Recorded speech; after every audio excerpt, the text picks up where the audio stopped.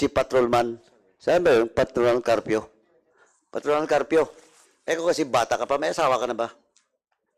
Meron na po, Your Honor. May anak? Opo, Your Honor. O, ilang taon ka sa serbisyo? 5 years po, Your Honor. 5 years. So, aga mo pa. Anyway, alam nyo kasi, we have a lot of investigation. Ang dami po namin investigation dito, no? In the previous months, no? Well, in fact, yung Southern Police District, alam nyo, ito, sabihin ko lang dito, sa mga non-commissioned officers. Almost lahat na commissioned officer, tanggal. Tanggal sa serbisyo, may criminal case pa. Pero yung ibang non-commissioned officer that cooperates during the investigation, kami mismo kinausap namin si RD. Yung NCRPO. Dahil may mitigating circumstance, nag-cooperate, na-suspend, pero hindi natanggal. Hindi pa nakasuhan ng kriminal na kaso. Alam nyo kasi ito, pag kinasuhan kayo administrative, tanggal kayo, akala nyo makalusot na kayo, may criminal pa. Eh, si Chairman Akop, ang dami itong pinatanggal. May criminal cases pa na pinail. After this, alam nyo ang mangyayari sa inyo, kanya na kayo. The only way, tandaan nyo the only way, of course, except kay Perez, siya tagang bumaril. Except kay Macaraig, siya talaga yung most senior and the head of the operation during the time. Pero kayo, you better cooperate and you have now the chance in this committee so that we can also have our committee report and recommending you that during the investigation, you cooperate with this committee. Eh pag damay-damay, di bahala kayo. Ayun lang yung sinasabi ko. Ikaw, 5 years ka pa lang, may anak ka pa, may asawa ka. Ang bata mo pa.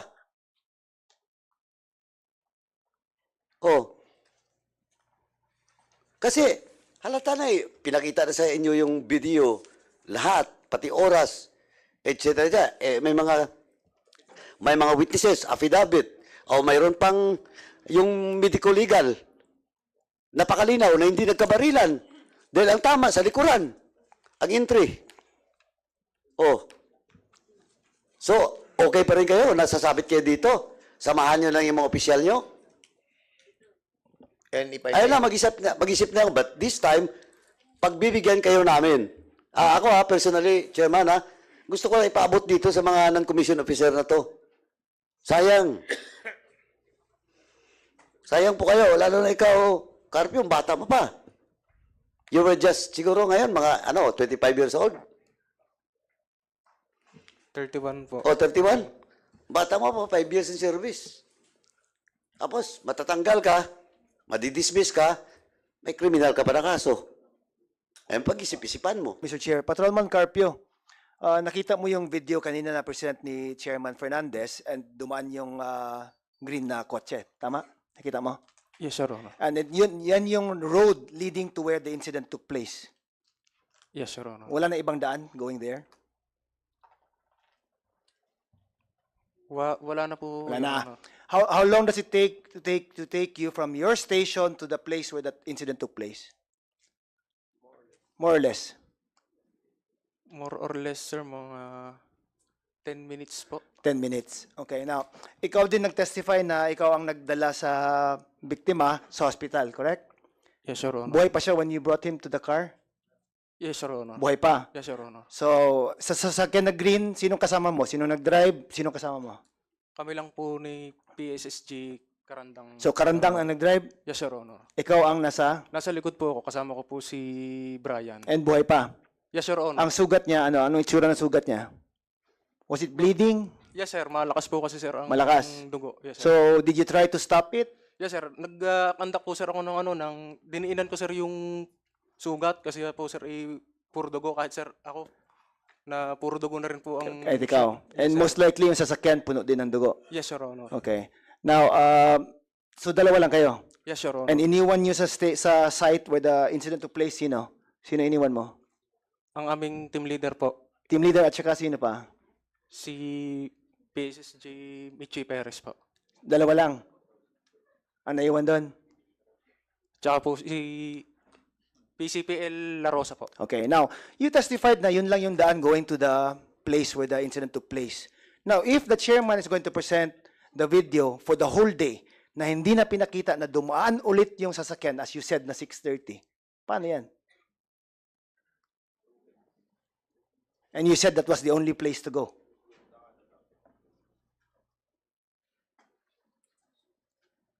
And clearly, pinakita ni Chairman Dan that it was just 4 something pa lang nung dumaan kayo. Tama? Yes, Your Honor. Oh, so the whole day, kung walang other video that will show na dumaan ulit yung sasakyan, then that will confirm that you and the rest of the team have been lying na 6:30 kayo umalis sa station. Tama?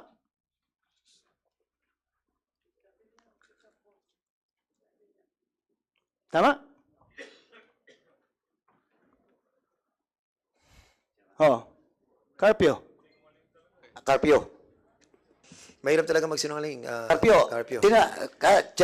Vice Chair, kasi tinanong mo siya na 4:20 yung time. Will you allow it, Congressman?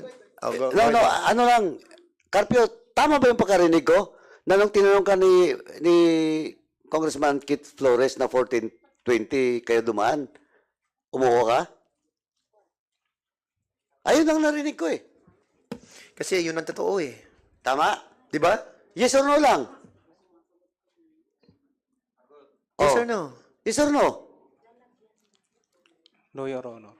No. So, sandali, hindi 4:20. Hindi yes ang sagot mo kanina sa 4:20. Ay, papareview ko yung minutes, yung record. Nung tinanong ka ni Congressman Flores, ng time na 4:20, kayo dumaan doon, nag-yes ka. Kasi yun ang totoo. Oh, Carpio?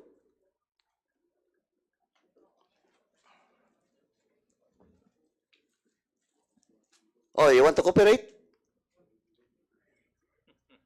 Kasi huli ka na eh. 4:20, tinanong ka ni kay Congressman Flores, yung time na 4:20 na umuo ka. Oh, you want to cooperate or not? Pwede naman mag-executive session para itigil namin dito magtatanong sa iyo kung iingat ka ng executive session. Anyway, Chairman, mag-isip-isip muna siya. To those members na we believe that is not really involved and nape-pressure sila because of kasamahan, we can have an executive session sa inyo if you request us to have this discuss the truthfulness of the issue. Nasa inyo yun. Otherwise, kung hindi, we will be moving to cite you in contempt in a while, no? But of course, ayaw na namin mangyari yung ganito, no? Kasi hahaba to eh. Ang dami pa naming ipapatawag sa susunod na hearing. And I'm pretty sure na mas lalo kayo madidiin.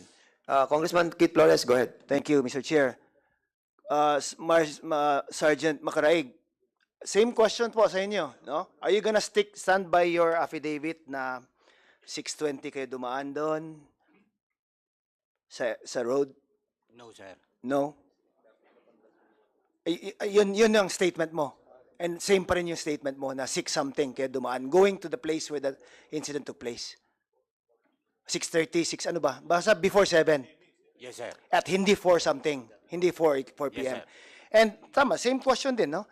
Kung may pakita ni Congressman Dan Fernandez na walang ibang sasakyan dumaan doon, na same car that you mentioned, the entire day, from that point on, it will show na nagsinungaling kayo. Tama? Nandyan, di ba? So if the whole day is there, then it doesn't show you passing through the same place, so nagsisinungaling ka. Kung ganun man ang may palabas. Tama? Tama, Sergeant Macaraig? Naintindihan mo ba? Kasi may video eh. Hindi mo ma-edit yan, hindi mo ma-ano. If it's gonna be shown that the whole day passed from 4:20 p.m. na hindi na dumaan yung green kotse na yun, in that state, then that would show that you're lying, correct? Sergeant Macaraig?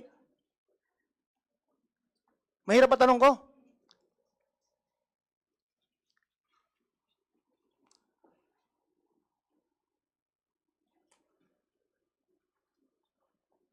Or were you already there at 4:20 p.m.? No, sir. No. So anong oras kayo dumaan? Before 7, sir. 7. Before 7. Before 7. Okay. Walang dumaan doon na 7. Di ba? Tama siya? Wala daw kasi yung video na nasa atin na eh. Okay. Again, So- Carpio. No? Naintindihan mo ba anong executive session, Carpio? Ikaw lang tsaka kami, and then you'll be given the opportunity to say something na ayaw mo marinig ng iba. Gusto mo mag-avail ng executive session?